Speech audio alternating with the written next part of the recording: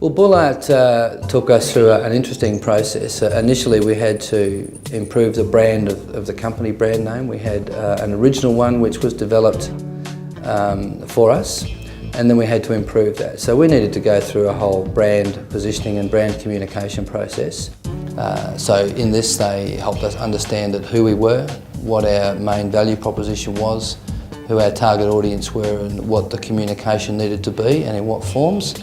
They were then able to go away and from that develop a brand image for us. It really had to speak of a professional image, a solid image, one that was trusting and so on. And so Bullart took us through that entire process to make sure that by the time they set about their media work, they were very well briefed and knew what they were to communicate. We communicate with customers all over the world. We're involved with vendor fairs, trade show communication in international publications and events. And so we needed to ensure that our image actually met that.